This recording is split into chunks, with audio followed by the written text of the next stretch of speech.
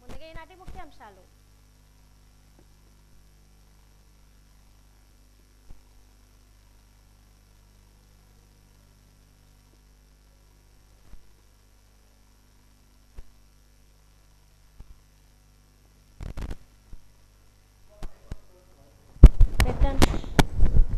ఏం వాయిస్ రాలేదా?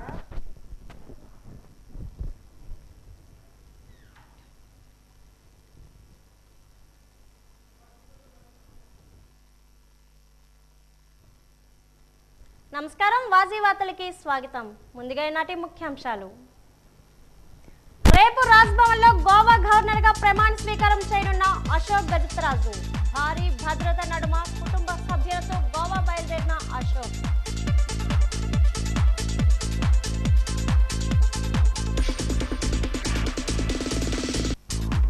మహిళా ప్రాంగణంలో పొదుపు సంఘాలకు ఎగ్గు కార్డులను పంపిణీ చేసిన మంత్రి. పోషకాహార లోపం నివారణకు ప్రతి ఒక్కరూ ప్రోటీన్ ఫుడ్ తీసుకోవాలని పిలుపునిచ్చిన కొండపల్లి శ్రీనివాస్.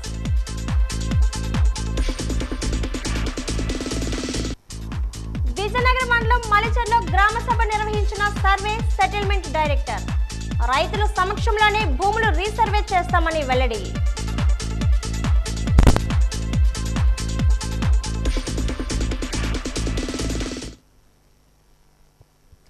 గోవా గవర్నర్ గా నియామకం అయిన పుష్పాటి అశోక్ గజపతిరాజు రేపు ఉదయం 11:30 ప్రమాణ స్వీకారం చేయనున్నారు. ప్రమాణ స్వీకారానికి కుటుంబ సమేతంగా అశోక్ గజపతిరాజు గోవా బయలుదేరారు. గోవా గవర్నర్ గా రాజ్భవన్లో అశోక్ గజపతిరాజు రేపు ఉదయం ప్రమాణ స్వీకారం చేస్తున్న సందర్భంలో సింహాచలం దేవస్థానం ప్రధాన అర్చకులు పెట్టిన ముహూర్తం నిర్ణయించడంతో ఈ రోజు ఉదయం 10 గంటల ప్రాంతంలో గోవా బయలుదేరిన సందర్భంలో అశోక్ బంగ్లాలోని పోలీస్ నేవీ అధికారులు గౌరవ వందనం అందించారు. అశోక్ గజపతిరాజు ప్రయాణంలో ఎటువంటి ఆటంకాలు లేకుండా పోలీస్ అధికారులు వాహనాలు విస్తృతంగా తనిఖీ చేసి జెడ్ ప్లస్ కాన్వాయ్ను ఏర్పాటు చేశారు. విజయనగరం నుంచి విశాఖకు చేరుకున్న అశోక్ గజపతిరాజు హైదరాబాద్కు చేరుకొని అక్కడి నుంచి గోవాకు ప్రత్యేక విమానంలో చేరుకుంటారు. తమ ప్రీతమ నాయకుడు అశోక్ గజపతిరాజు ప్రమాణ స్వీకార కార్యక్రమంలో పాల్గొనేందుకు విజయనగరం నుండి గోవాకు అశోక్ గజపతిరాజు అభిమానులు ఇప్పటికే భారీగా తరలి వెళ్లారు.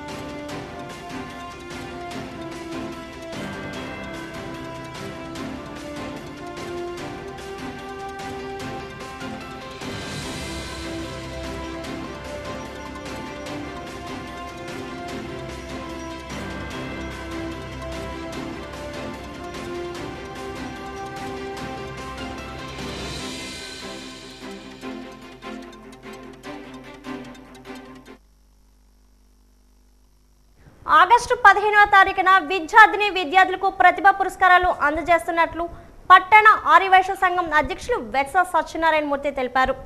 ఈ రోజు సంఘం కార్యక్రమంలో జరిగిన విలేకరుల సమావేశంలో సత్యనారాయణ మూర్తి మాట్లాడుతూ గత 30 సంవత్సరాలుగా ఆర్యవైశ్య సంఘం మరియు ఆర్యవైశ్య వెల్ఫేర్ అసోసియేషన్ సంయుక్త ఆధ్వర్యంలో ప్రతిభా పురస్కారాలు నిర్వహిస్తున్నట్లు తెలిపారు.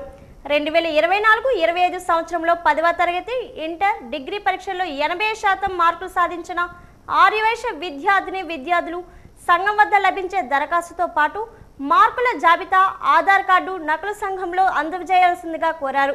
ప్రాజెక్టు చైర్మన్ బొడ్డు కృష్ణారావు మాట్లాడుతూ ఆగస్టు 15వ తారీఖున ఉలివిధి వెల్ఫేర్ అసోసియేషన్ భవనంలో నిర్వహించబోయే సభలో విద్యార్థులకు వెండి మెడల్ సర్టిఫికేట్ అందజేస్తామని చెప్పారు.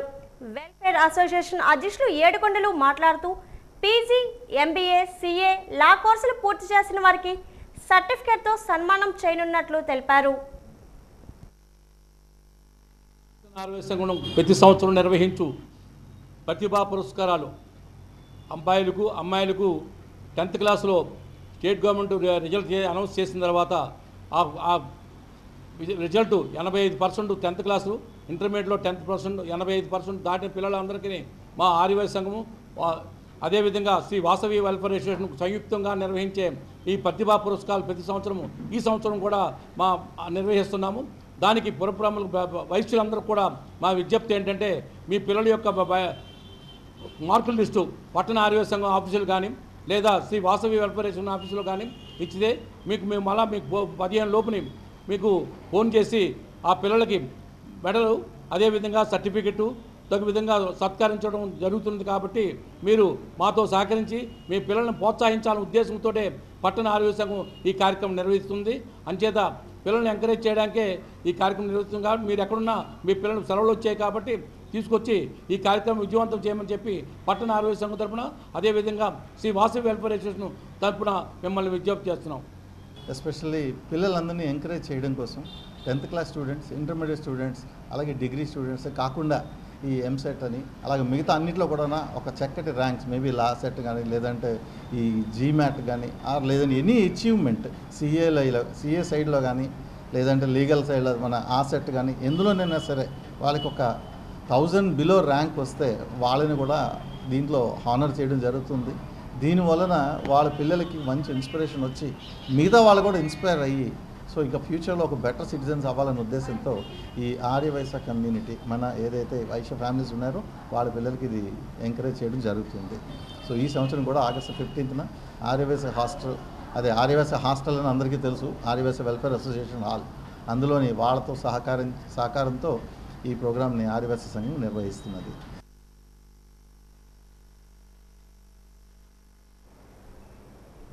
స్మార్ట్ మీటర్ల పేరుతో ప్రజలను మోసం చేసేందుకు ప్రభుత్వం మరోసారి సిద్ధమవుతుందని సిపిఎం పార్టీ నాయకులు రెడ్డి శంకర్రావు ఎద్దేవా చేశారు. ఈ రోజు విజయనగరం పట్టణం రామకృష్ణనగర్లో సిపిఎం పార్టీ స్మార్ట్ మీటర్లపై ప్రజలకు అవగాహన కల్పించేందుకు శ్రీకారం చుట్టింది. అందులో భాగంగా ఇంటింటికి వెళ్లి స్మార్ట్ మీటర్లు వద్దు, పాత మీటర్లు ముద్దు అనే నినాదంతో ప్రజల ముందుకు వెళ్తున్నారు.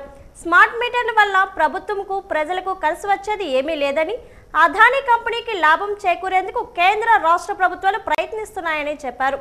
గత ప్రభుత్వం స్మార్ట్ మీటర్లు తెర మీదకి తీసుకువస్తే మీటర్లు పగలగొట్టండి అని చెప్పిన నారా లోకేష్, చంద్రబాబు నాయుడు ఇప్పుడు కేంద్రం ఒత్తిడి మేరకు రాష్ట్రంలో స్మార్ట్ మీటర్లు ఎలా తెర మీదకి తీస్తున్నారని సిపిఎం నాయకులు ప్రశ్నిస్తున్నారు. రాష్ట్ర ప్రభుత్వం స్మార్ట్ మీటర్ల పేరుతో అదానీ కంపెనీకి, షిరిడి సాయి ఏజెన్సీకి ఈ రాష్ట్రంలో విద్యుత్ ఛార్జీలు, విద్యుత్ బిల్లులు పెంచుకోండి, వసూలు చేసుకోండి అని చెప్పి అప్పచెప్పింది. ఇది అత్యంత దుర్మార్గమైన చర్య అని చెప్పి ఎన్నికల ముందు సిపిఎం పార్టీ వామపక్షాలు పోరాడితే ఆ రోజు లోకేష్ గారు స్మార్ట్ మీటర్లు పట్టుకొని మీ ఇంటికి వస్తే బద్దలు కొట్టండి అని చెప్పి పిలిపించారు. మరి ఈరోజు అదే లోకేష్ గారు అదే సాయి ఏజెన్సీకి, అదే అదానికి అమ్ముకుపోయారా, లేకపోతే ఏం జరిగింది? లేదా మోడీ గారు వెనకతల ఈరోజు చేరిపోయి ఈ అదానీ కంపెనీతో మీరు ఆలోచించబడ్డారా? ప్రజలకు సమాధానం చెప్పాలి. ఎట్టి పరిస్థితుల్లో అదానీ స్మార్ట్ మీటర్లు వచ్చాయంటే రీఛార్జ్ చేసుకోవాలి. రీఛార్జ్ అంటే ముందే బిల్లు కట్టుకోవాలి. ఎప్పుడు ఆగిపోద్దో తెలియదు. ప్రతి 6 నెలలకి ఒకసారి ఆటోమేటిక్గా బిల్లు పెరిగిపోద్ది. అడగడానికి మనకి ఏ హక్కు లేదు. తర్వాత ఈరోజు ఓవర్ ఛార్జెస్ అని లేదా ఎక్కువ స్పీడ్ తిరిగితే స్పీడ్కి కూడా ఎక్కువ రేటు పడుతుంది. అన్ని రకాలుగా ఇబ్బందులు పడడమే కాకుండా ఒక స్మార్ట్ మీటర్కి 9,200 రూపాయలు 9 నెలల పాటు నెల వసూలు చేస్తారట. అంటే నేటి నుంచి శ్రావణ మాస ఉత్సవాలు ప్రారంభం కానున్నాయి. దీంతో దేవాలయాల్లో శ్రావణ మాస ఉత్సవాలకు శ్రీకారం చుట్టారు. అందులో భాగంగా 1890లో విజయనగరం పట్టణంలో వేంచేసి ఉన్న శ్రీ కన్యకా పరమేశ్వరి దేవాలయంలో అమ్మవారికి ప్రీతిపాత్రమైన శ్రావణమాస ఉత్సవాలు నేటి నుంచి ఆగస్టు 23 వరకు నిర్వహిస్తామని ఆలయ ప్రధాన అర్చకులు తెలిపారు. కావున భక్తులు అమ్మవారిని దర్శించుకొని అమ్మవారి కృపకు పాత్రలు కావాలని కోరారు.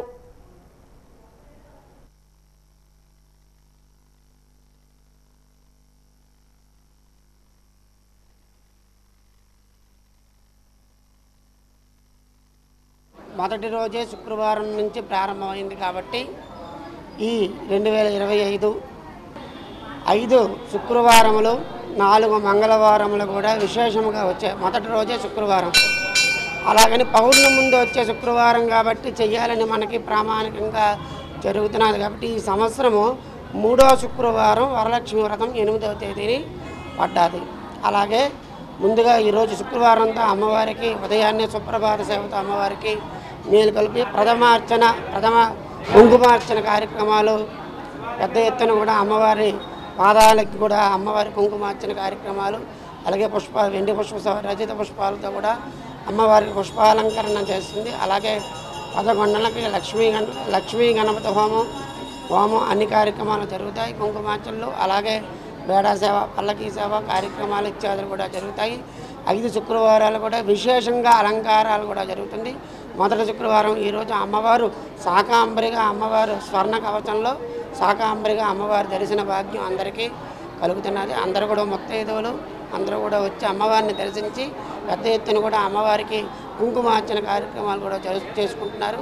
అలాగే 2వ వారం, 3వ వారం, 4వ వారం, 5వ వారం కూడా అందరూ వచ్చి ముత్తైదువులందరూ కూడా వచ్చి అమ్మవారిని సేవించి తీర్థప్రసాదాలు స్వీకరించి అమ్మ ఆశీస్సులు పొందవలసిందిగా కోరుతున్నాం. ఇట్లు శ్రావణ మాసం సందర్భంగా మన విజయనగరం శ్రీ వాసవి కన్యకా పరమేశ్వర అమ్మవారి ఆలయంలో శ్రావణ మాసం పూజలు దిగ్విజయంగా ప్రారంభం చేయబడ్డాయి. ఈ నెల 5 శుక్రవారాలు ఉన్నాయి కాబట్టి 5 శుక్రవారాలు కూడా అమ్మవారికి విశేషమైన అలంకరణ చేయడం జరుగుతుంది. ఈరోజు శాకాంబరి అవతారం అమ్మవారికి, అలాగే కరెన్సీ నోట్లతోని, పుష్పాలతోని, పసుపు కొమ్ములతోని 5 శుక్రవారాలు అమ్మవారికి విశేషమైన అలంకారాలు, అలాగే 4 మంగళవారాలు కూడా అమ్మవారికి ప్రత్యేకమైన కుంకుమ పూజలు కూడా ఉంటాయి. కాబట్టి వీటన్నిటిలో కూడా భక్తులందరూ కూడా పాల్గొని అమ్మవారి యొక్క కృపకు పాత్రలు కావాల్సిందిగా కోరుచున్నాం. అమ్మవారి యొక్క జీవిత చరిత్రను కూడా వివిధ ఘట్టాల రూపంలో ఇక్కడ ఆవిష్కరించడం జరిగింది. ఇంకా చాలామంది అమ్మవారి జీవిత చరిత్ర తెలుసుకోలేని వాళ్ళు కూడా ఉన్నారు. ఆలయాన్ని సందర్శించి ఆ ఘట్టాలన్నింటినీ కూడా సందర్శించి అమ్మవారి యొక్క కృపకు పాత్రలు కావాల్సిందిగా కోరుకుంటున్నాం. యంగ్ టైగర్ జూనియర్ ఎన్టీఆర్ హీరోగా నటించిన వార్ 2 సినిమా ఆగస్టు 14న విడుదల కానున్న విషయం ప్రేక్షకులకు విదితమే. అందులో భాగంగా ఈరోజు విజయనగరం పట్టణంలో బాలకృష్ణ జూనియర్ ఎన్టీఆర్ అభిమాన సంఘం ఆధ్వర్యంలో స్థానిక కృష్ణా థియేటర్లో ట్రైలర్ను ప్రదర్శించారు. సుమారు 2 నిమిషాల పాటు వేసిన ట్రైలర్లో ఉన్న సన్నివేశాలు అభిమానులు ఆకట్టుకోవడమే కాదు, నూతన ఉత్తేజాన్ని ఇచ్చింది.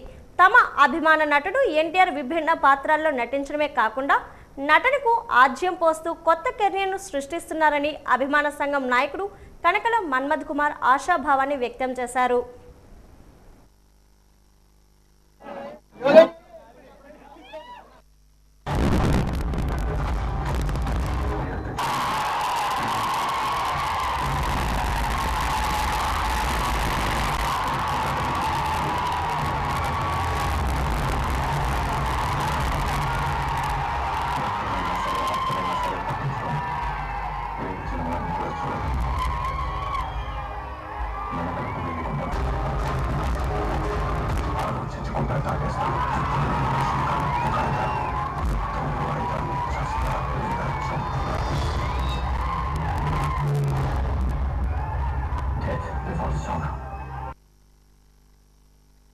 స్వర్గీయ శ్రీ నందమూరి తారక రామారావు గారి వారసుడిగా, మనవడుగా తెలుగు చిత్రసీమలో అడుగుపెడుతూ బాలరాముడిగా తొలి తెలుగు చిత్రంతో తన సినీ రంగాన్ని ప్రారంభించిన శ్రీ నందమూరి తారక రామారావు గారు అంచెలంచెలుగా ఎదుగుతూ ఎన్నో రికార్డులు సృష్టిస్తూ తాతకు తగ్గ మనవడుగా నటన రూపంలోనే కాదు నటనలో కూడా తన విశ్వరూపాన్ని చూపిస్తూ అంచెలంచెలుగా ఎదుగుతూ తన రికార్డులు ఎన్నో చిన్న వయసులోనే ఎన్నో రికార్డులు సృష్టిస్తూ తెలుగులోనే కాదు బాలీవుడ్లో కూడా దూసుకుపోతున్నాడు. ఇప్పుడే ట్రైలర్ రిలీజ్ అయింది, చాలా అద్భుతంగా వచ్చింది. అతని నట విశ్వరూపం చూసి మాకే ఆశ్చర్యంగా ఉంది. సినిమా ఇంకెంత అద్భుతంగా ఉంటుందో అని మేమందరం ఎంతో సంతోషంగా ఉన్నాం. అందులో కృష్ణా థియేటర్లో అన్ని అంగులతోటి రీమోడల్ చేశారు. సౌండ్ సిస్టమ్ ఏంటి, థియేటర్ ఏంటి, అన్ని విధాలుగా చాలా బాగా ఉన్నది.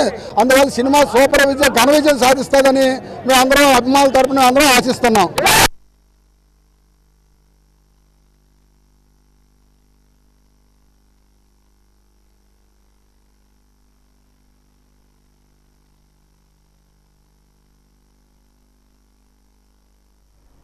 వాజీ వార్తలు ఇప్పుడు కాసేపు విరామం.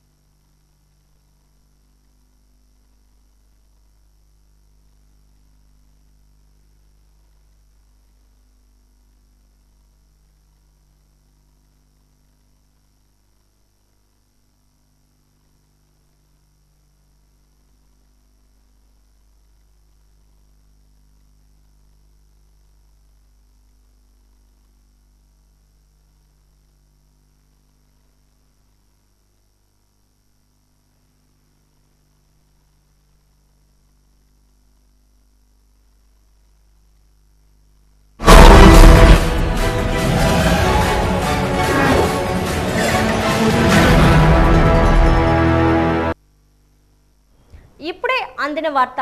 గోవా రాష్ట్ర గవర్నర్గా ప్రమాణ స్వీకారం చేయుటకు మోపా విమానాశ్రయానికి చేరుకున్న పూస్పాటి అశోక్ గజరాజ్కు ఎయిర్పోర్ట్లో గోవా రాష్ట్ర ప్రభుత్వం తరపున ఘన స్వాగతం పలికారు.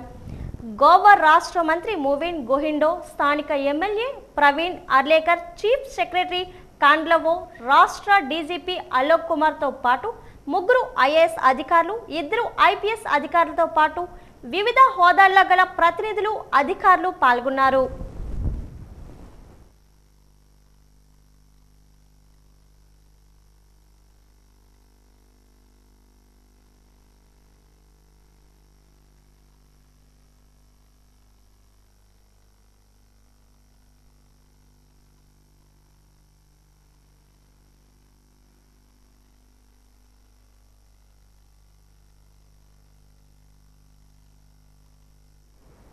పోషకాహార లోపం నివారణకు ప్రతి ఒక్కరూ రోజు గుడ్డు తినాలని రాష్ట్ర ఎంఎస్ఎంఈ సెర్ప్ ఎన్ఆర్ఐ వ్యవహారాల శాఖ మంత్రి కొండపల్లి శ్రీనివాస్ పిలుపునిచ్చారు.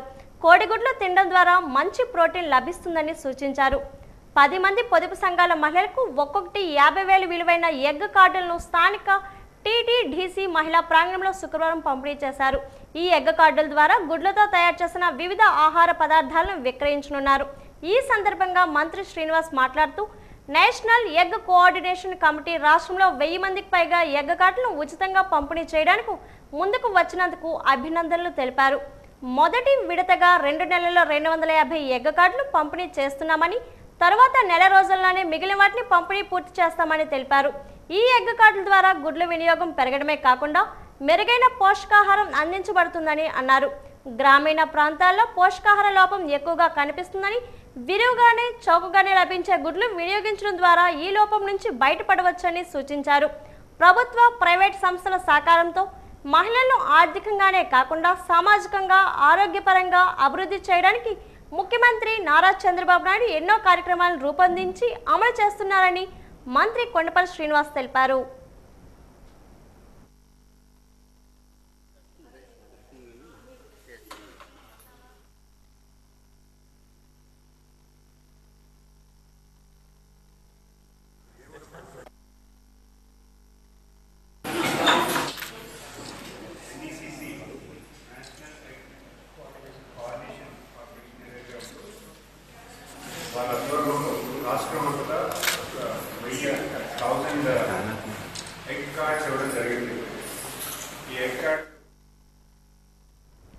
జూలై నెలాఖరుకు అద్దె బస్సులు డ్రైవర్లకు కనీస వేతనం చెల్లించేందుకు బస్సు యాజమాన్యాలు ముందుకు రావాలని సిఐటియు పిలుపునిచ్చింది.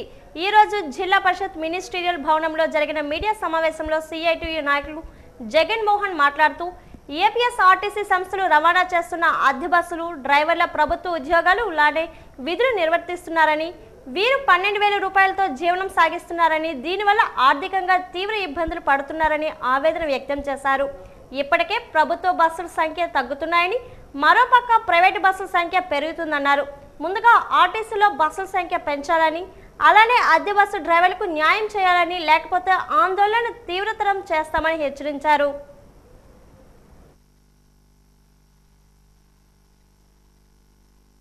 ప్రభుత్వ బస్సులు కూడా తగ్గుతున్నాయి. ఆ స్థానంలో హైర్ బస్సులు, ఎలక్ట్రికల్ బస్సులు వస్తున్నాయి. ఈ హైర్ బస్సుల్లో పనిచేస్తున్నటువంటి డ్రైవర్లకి వీరు ప్రభుత్వ ఉద్యోగులతో సమానంగానే అన్ని రకాలైన విధులు నిర్వహిస్తున్నారు. కానీ రెగ్యులర్ ఉద్యోగులకి వీళ్ళకి మధ్య జీతభత్యాల్లో తీవ్రమైనటువంటి వ్యత్యాసం ఉంది. వీళ్ళని హైర్ బస్ ఓనర్లకి ఎండార్ చేయడం వల్ల వీళ్ళు కేవలం 11,000, 13,000తో ఈరోజు జీవనం సాగించాల్సినటువంటి పరిస్థితి వస్తుంది. అందుకని చెప్పి రెగ్యులర్ ఉద్యోగులకి బేసిక్ వేతనం ఎంతైతే ఉందో ఆ వేతనంతో కలిపి గవర్నమెంటే టెండర్ని ఫిక్స్ చేసి ఇవ్వాలని చెప్పేసి కోరుతున్నాం. ఆ కలెక్టర్ చొరవ చేసి డీసీఎల్ గారికి సమస్యని ఎండర్ చేశారు. డీసీఎల్ గారు సమక్షంలో చర్చలు జరిగాయి. చర్చల సందర్భంగా డిఎం గారు వీళ్ళందరినీ కూర్చోబెట్టి ఈ సమస్యను పరిష్కారం చేస్తామని చెప్పారు. కానీ అటువంటి ప్రయత్నం జరగకపోవడం వల్ల అద్దె బస్సు డ్రైవర్లు ఆందోళన చెందుతూ మేము ఆందోళన చేస్తామంటే మొన్న మళ్ళీ యాజమాన్యంతో చర్చలు జరిగాయి. ఈ చర్చల్లో ఎటువంటి నిర్ణయం జరగలేదు. కాబట్టి వెంటనే రేపు జూలై నెలాఖరు కల్లా అద్దె బస్సు డ్రైవర్లకు వేతన ఒప్పందం జరిగే విధంగా ఓనర్లందరూ కూడా ముందుకు రావాలని చెప్పి ఏదైతే ప్రభుత్వ రెగ్యులర్ ఉద్యోగులతో సమానంగా వీళ్ళకి బేసిక్ వేతనం అమలు కోసం ప్రయత్నం చేయాలని చెప్పేసి మేము విజ్ఞప్తి చేస్తున్నాం. ఈరోజు చంద్రబాబు నాయుడు గారు ఆగస్టు 15 నుంచి మహిళలందరికీ ఉచిత బస్సు ప్రయాణం అని చెప్పేసి చెప్తున్నారు. మహిళలకు ఉచిత బస్సు ప్రయాణం వల్ల మేము స్వాగతిస్తున్నాం, మాకే ఇబ్బందులు. కానీ దానివల్ల ప్రాక్టికల్గా వచ్చినటువంటి ఇబ్బందులు ఇప్పటికే విజయనగరం నుంచి నెల్లిమర్ల వెళ్ళాలంటే వాళ్ళు ఇచ్చినటువంటి టైం సరిపోవడం లేదు. అడుక్కు ఒక స్టాప్ ఉంది. కానీ రేపు ఆర్టీసీ బస్సుల మీద ఒత్తిడి పెరిగితే ఇప్పుడున్నటువంటి టైమింగ్స్లో ఈ బస్సులను సక్రమంగా తిరగలసినటువంటి పరిస్థితి లేదు. కాబట్టి ప్రాక్టికల్గా మహిళలు కానీ ఉచిత బస్సు ప్రయాణం అమల్లోకి వస్తే ఆ రద్దీకి అనుగుణంగా సౌకర్యాలు ఏమైనా మెరుగుదల ఉన్నాయా లేవా?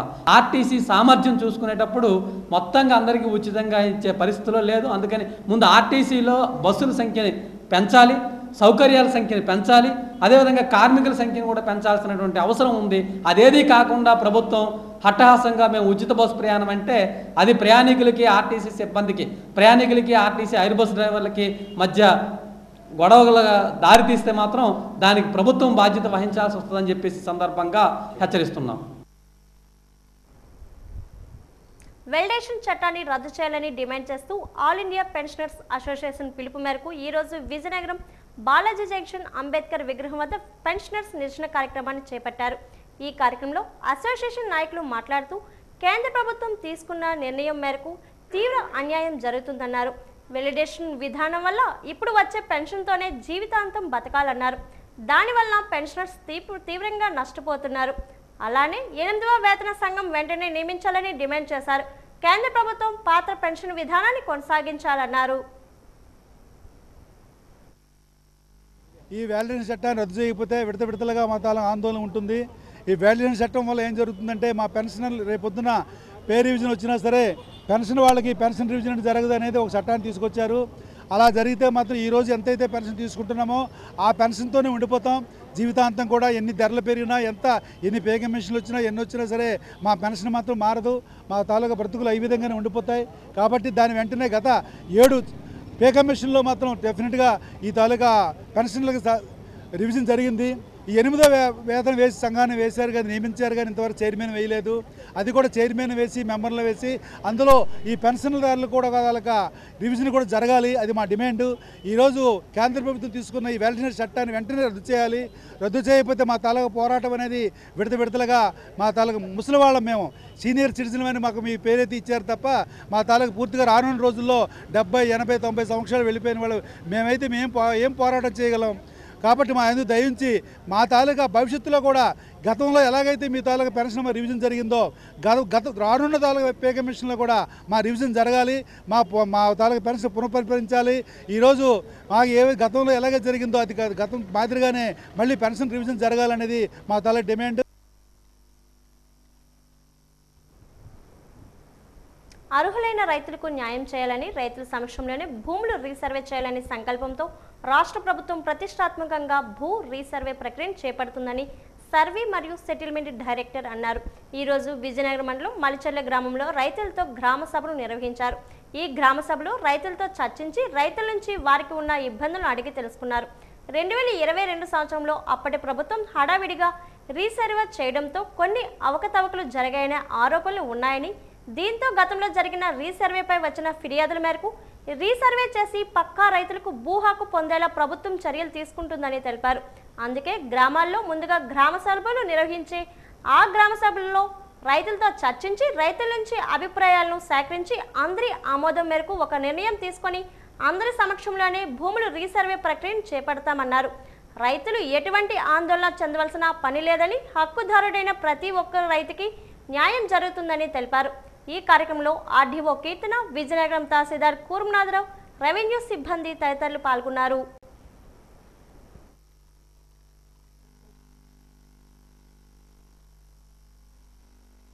వచ్చేసరికి మనకి ఇప్పుడు అన్నదమ్ములు ఉంటారు సార్, పంపకాల్లో కొంచెం తేడాలు ఉండడం వల్ల ఎక్కువ తక్కువ వల్ల అఫిడవిట్ ఇవ్వడం కొంచెం లేట్ అయింది సార్.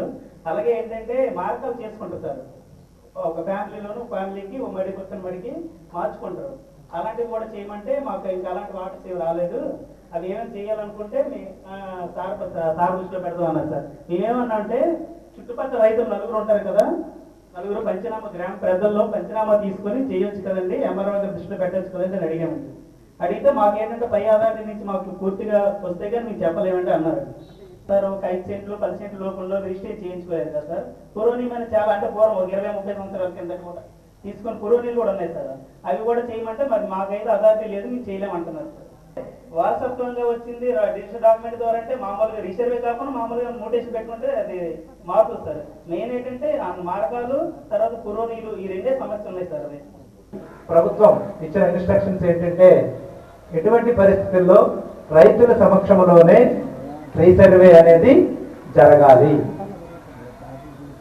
ఆ ఉద్దేశంతో మనం రైతులకు సరైన సమయం ఇచ్చి తర్వాత మనం రీసర్వే అనేది చేయడం జరుగుతుంది. రైతులకు నోటీసులు ఇచ్చి ఒకవేళ రైతులు అందుబాటులో లేకపోతే ఎక్కడున్నా సరే వాళ్ళకి పిలిపించి లేదంటే వాళ్ళ తరఫున సపోజ్ అమెరికాలోనో లేకపోతే ఏ బొంబాయిలోనో లేకపోతే ఢిల్లీలోనో లేకపోతే ఇంకెక్కడో అంటే రాలేని సమయానికి రాలేము అనే ప్రదేశంలో ఉన్నప్పుడు వాళ్ళ బంధువులు వాళ్ళ భూములు చేస్తున్న వ్యక్తుల తెలిసిన వారితో దగ్గరుండి మరి రీసర్వే అనేది మనం చేయించడం అనేది జరిగింది. ఈ రీసర్వే యొక్క ముఖ్య ఉద్దేశం ఏంటంటే ముందే చెప్పాను నేను, భూమి మీద ఎవరైతే ఉన్నారో ఎవరైతే భూమి మీద సాగు చేసుకొని ఫలాలని అనుభవిస్తున్నారో రికార్డులో కూడా వాళ్ళే ఉండాలి. భూమి మీద ఒకరు రికార్డులో ఒకరు ఉండకూడదు. రేపొద్దున క్రయ విక్రయాలు చేసుకున్నప్పుడు లేదంటే మన పిల్లలకి ఆస్తి రూపంలో మనం ఇచ్చినప్పుడు వాళ్ళు ఎటువంటి ఇబ్బందులు పడకుండా, వాళ్ళు ఎటువంటి తగువులు పడకుండా.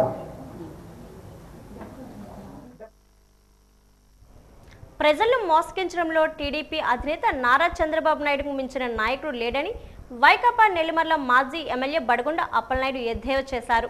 భోగాపూర్ మండలంలో శుక్రవారం సవరవెల్లి, రావాడ, తూడెం, కవులవాడ, పోలుపల్లి, లింగాలవలస గ్రామాల్లో బాబు షూరిటీ మోసం గ్యారంటీ అనే నినాదంతో ప్రజల వద్దకు వెళ్లారు. భోగాపూర్ మండలంలో వైకాపా మండల కన్వీనర్ ఉప్పాడ సూర్యనారాయణ రెడ్డి ఆధ్వర్యంలో రచ్చబండ కార్యక్రమం నిర్వహించగా పెద్ద ఎత్తున మహిళలు, యువత పాల్గొని వైకాపా నాయకులకు నీరాజనాలు పలికారు. ముందుగా వైఎస్ఆర్ విగ్రహానికి మాజీ ఎంపీ బెల్లాన చంద్రశేఖరరావు, మాజీ ఎమ్మెల్యే బడగొండ అప్పలనాయుడు నాయకులు ఆయన విగ్రహానికి పూలమాలలు వేసి ఘన నివాళులు అర్పించారు. అనంతరం ఆయన మాట్లాడుతూ వైఎస్ జగన్మోహన్ రెడ్డి ఎన్నో సంక్షేమ అభివృద్ధి పథకాలు ప్రజలకు అందించారని, కూటమి ప్రభుత్వం ప్రజలకు చేసింది తక్కువైనా అన్నీ చేశామని గొప్పలు చెప్పుకుంటుందని ప్రజలు గ్రహించాలని హితవు పలికారు. మాజీ ఎంపీ బెల్లాన చంద్రశేఖర్ మాట్లాడుతూ మహిళకు బస్సు ఫ్రీ అని చెప్పారు తప్ప నేటికి అమలు చేయలేదని, అలాగే ఏడాదికి 3 గ్యాస్ సిలిండర్లు ఫ్రీ అని చెబుతున్నారు తప్ప కేవలం 20% మందికే డబ్బులేసి అందరికీ వేశామని చెబుతున్నారని ఆయన ఆరోపించారు. లేదు మీ చదువు కోసం, మీ పిల్లల చదువు కోసం అని చెప్పి అమౌంట్ పెట్టినా, లేదు మహిళలు కూడా ఆర్థికంగా అభివృద్ధి చెందాలి, ఆర్థికంగా ముందుండాలని 4 సంవత్సరాల దాకా మహిళలందరూ కూడా చేయూత కార్యక్రమం ద్వారా 18,700 రూపాయలు ఇచ్చిన, లేదు ఆసరా ద్వారా కానీ, అలాగే మీ రైతులకు సంబంధించి రైతు భరోసా ద్వారా కానీ, రైతు విత్తనాలు కానీ, ఎరువులు కానీ గతంలోని కార్యక్రమం చేశాం. మళ్ళీ 2024 ఎన్నికల్లో మేము ముందుకు వచ్చాం. గతంలో మేము పరిపాలన చేసాం, ఈ అభివృద్ధి కార్యక్రమాలు చేసాం. మళ్ళీ మీ జగన్మోహన్ రెడ్డి గారు మళ్ళీ మీ శాసనసభ్యులుగా ఎంపీగా అయితే మళ్ళీ మీ గ్రామానికి ఎక్కువ సంక్షేమ కార్యక్రమాలు ఇస్తాం, ఇంకా ఎక్కువ అభివృద్ధి కార్యక్రమాలు చేస్తామని చెప్పి కావాలి మీ అందరికీ కూడా ఒక బాండ్ ఇచ్చారు. ఇటువంటి బాండ్, ఆ బాండ్ మీద ఒకసారి మళ్ళీ చూడండి, మీరు అడ్మిట్ పెట్టుకుంటారు కానీ చూడండి, చంద్రబాబు నాయుడు ఫోటో, పవన్ కళ్యాణ్ ఫోటో పెట్టి మీకు బాండ్ ఇచ్చి, ఆ బాండ్ ఏంటంటే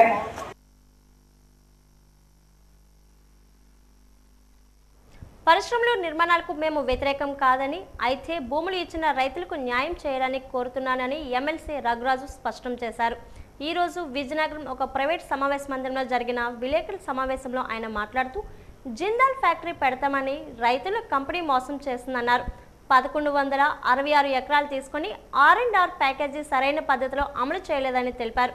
2023లో MSME ఈ పార్కు ఏర్పాటుకు ప్రతిపాదన పెట్టాలని, అప్పట్లో ముఖ్యమంత్రి వైఎస్ జగన్మోహన్ రెడ్డికి రైతులు ఇబ్బందులు చెప్పి అప్పట్లో శంకుస్థాపనలు జరగకుండా అడ్డుకున్నామన్నారు. అయితే జిందాల్ యాజమాన్యం రైతులకు పూర్తిస్థాయి బకాయిలు చెల్లించలేదు. భూముల్లో పంటలు తీసేసి పార్క్ కోసం పనులు చేస్తున్నారు. అధికారులు రైతులతో సమావేశం ఏర్పాటు చేసి న్యాయం చేయాలని కోరారు. రైతులకు అండగా నిలిచిన వారిపై కేసులు పెడుతున్నారు. అది ఎంతవరకు న్యాయమని ప్రశ్నించారు. రోడ్ల మీద పడి నిజంగా పోయిన రైతుకి ఏదీ లేదు. కంపెనీ వద్దన్న వాళ్ళందరికీ ఆ రోజు బెనిఫిట్ చూపించారు. కంపెనీకి కావాలనుకున్న వాళ్ళందరినీ ఈరోజు రోడ్ల మీద పడేసిన పరిస్థితి.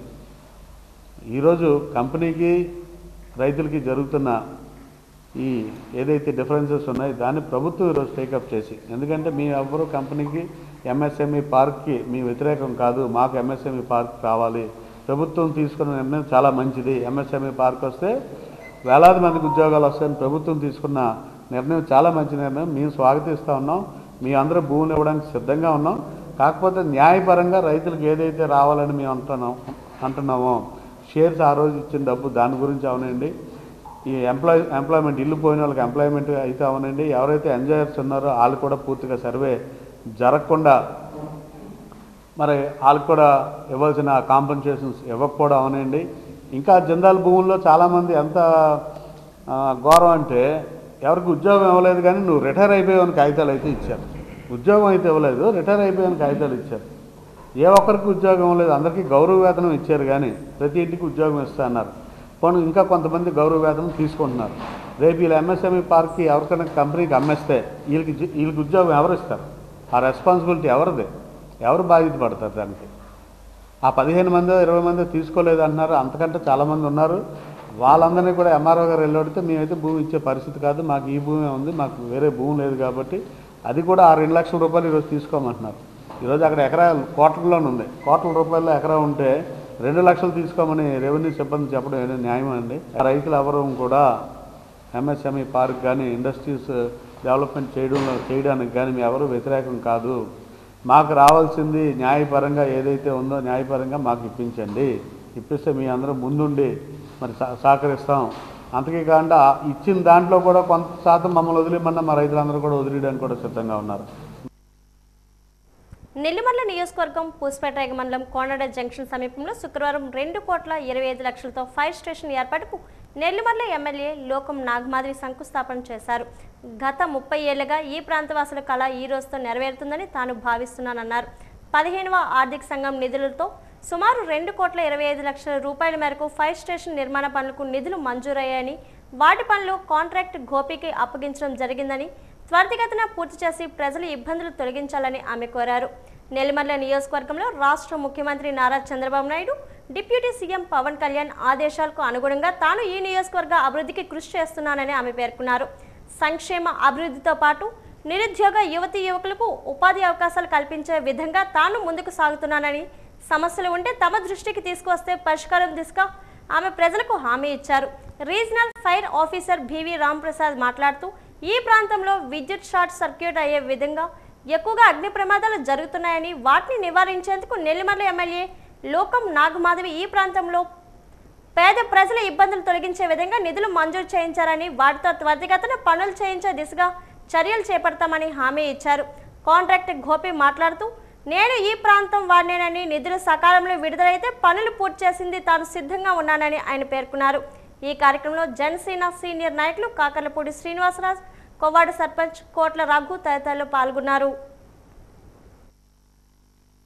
ఈరోజు మేడం గారు అన్నటువంటి నా చిన్నతనానికి కూడా ఫైర్ స్టేషన్ కావాలని ఈ తీర ప్రాంతాలందరి కోరిక మేరకు మేడం గారు మొట్టమొదటి సభలో అడుగుపెట్టినట్టు ఇక్కడ అగ్నిమాపక కేంద్రం శాంక్షన్ మంజూరు చేయడం అనేది చాలా శుభదాయకం. నేను యాజ్ ఏ కాంట్రాక్టర్గా కాకుండా ఈ మండలంలో ఒక కార్యకర్తగా లీడర్గా కూడా ఉన్నాను కాబట్టి దాని తాలూకు బాధ సాధకాలు ఉన్నాయి కాబట్టి మీ అందరికీ తెలియజేస్తున్నాను. అదేవిధంగా ఇప్పుడు ఇది టెండర్ అయిపోయి సుమారు దగ్గర 2 నెలలు దాటిపోయి దగ్గర పెట్టి ఇంతవరకు శంకుస్థాపన అవ్వకపోవడం వల్ల పని మొదలు పెట్టలేదు. శంకుస్థాపన అయి ఉంటే ఎప్పటికి ఇది స్లాబ్ లెవెల్కి వచ్చును. మనకైతే ఇది కాలపరిమితి 12 నెలలు ఇచ్చారు, 18 నెలలు గ్రేస్ పీరియడ్తో. కానీ సార్ చెప్పేటట్టు నిధులు త్వరితగతిన కానీ ఉండేటట్టు అయితే, నిధుల ఆటంకం లేకపోతే వీలైనంత వరకు నా అగ్రిమెంట్ పీరియడ్ లోపలే కంప్లీట్ చేసి చెప్తానని మీ అందరికీ తెలియజేస్తాను. సంఘం ద్వారా వచ్చిన నిధులు కాబట్టి మనకి ఇమ్మీడియట్గా రిలీజ్ అవుతాయి మేడం. దీనికి ఏమీ బడ్జెట్ కంట్రోల్ ఉండదు. సో ఇమ్మీడియట్గా రిలీజ్ అవుతుంది కాబట్టి మేము కాంట్రాక్టర్ మ్యాన్ కూడా రిక్వెస్ట్ చేస్తుంది. అలానే ఏపీ పోలీస్ హౌసింగ్ కార్పొరేషన్ కూడా రిక్వెస్ట్ చేస్తుంది ఏంటంటే దీనికి బిల్స్ వెంటనే పెట్టేసి మ్యాక్సిమం 6 months, ఇంకా అయితే 4 to 5 monthsలోనే కంప్లీట్ చేయాలని కోరుకుంటున్నాను. నిలిమర్ల నియోజకవర్గంలో 30 ఏళ్లుగా ఉన్న కళ నిజమైన రోజు. చాలా ఆనందంగా ఉన్నది. నిలిమర్ల నియోజకవర్గంలో గత 30 ఏళ్లుగా ఎన్నో ఇళ్ళు ఖాళీ నేలమట్టం అయిపోవడం మేము చూసాం. బాధ ఉండేది. సమయంలో ఫైర్ ఇంజన్ వచ్చేది కాదు. ఫైర్ ఇంజన్ రావాలంటే విజయనగరం నుంచి రావాలి, తగరపల్స నుంచి రావాలి. దూర ప్రాంతాల నుంచి వచ్చే లోపల జరగాల్సిన అన్యాయం అంతా అక్కడ జరిగిపోయేది. వాళ్ళు దాచుకున్న డబ్బు కానీ, వాళ్ళు దాచుకున్న నగలు కానీ, సామాన్లు కానీ, కట్టు బట్టలతో ప్రజలు మిగిలిపోయిన రోజులు మనం చాలా చూసాం.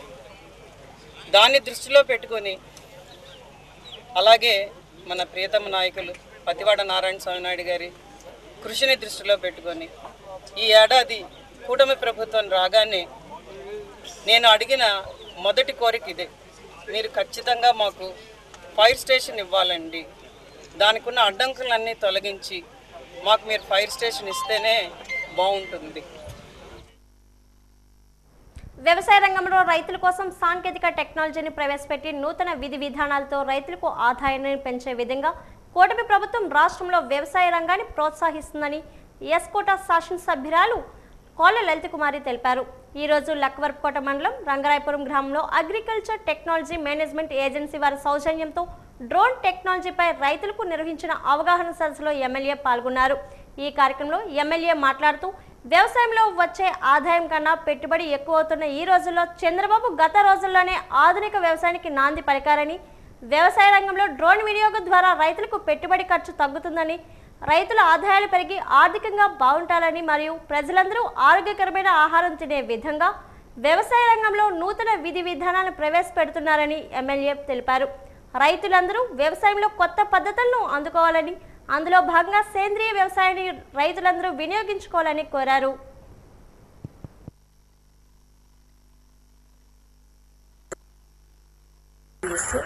ఈ డ్రోన్ ద్వారా మనం ఇది ఫస్ట్ డ్రోన్, మన డివిజన్కి ఇది ఫస్ట్ డ్రోను.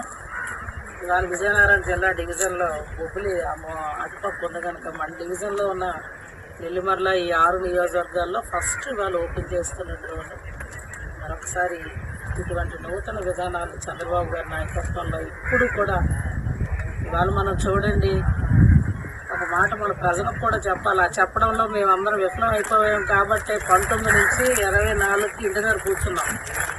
ఓల్డ్ పథకాలు 14 నుంచి 19 పరిగెత్తి పనిచేసాం. ఆల్ డిపార్ట్మెంట్స్ అగ్రికల్చర్తో కలిపి చెప్పుకోవడంలో మేము విఫలమయ్యాం. ఇవాళ మళ్ళా నేను మీ అందరినీ కోరేది ప్రజల్లో చెప్పాలి.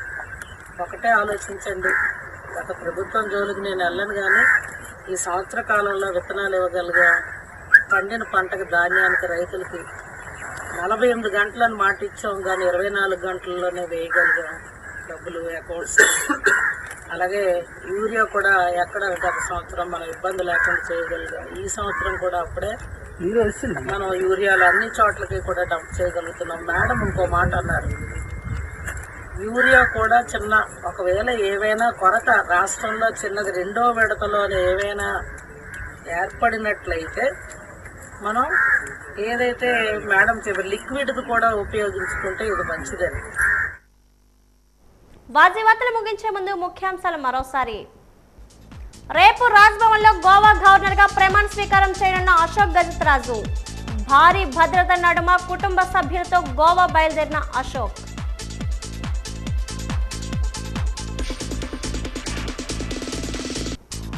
మహిళా ప్రాంగణంలో పొదుపు సంఘాలకు ఎగ్ కార్డులు పంపిణీ చేసిన మంత్రి. పోషకాహార లోపం నివారణకు ప్రతి ఒక్కరూ ప్రోటీన్ ఫుడ్ తీసుకోవాలని పిలుపునిచ్చిన కొండపల్లి శ్రీనివాస్.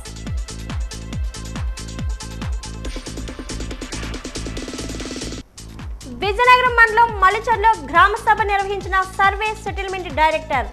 రైతుల సమక్షంలోనే భూములు రీసర్వే చేస్తామని వెల్లడి.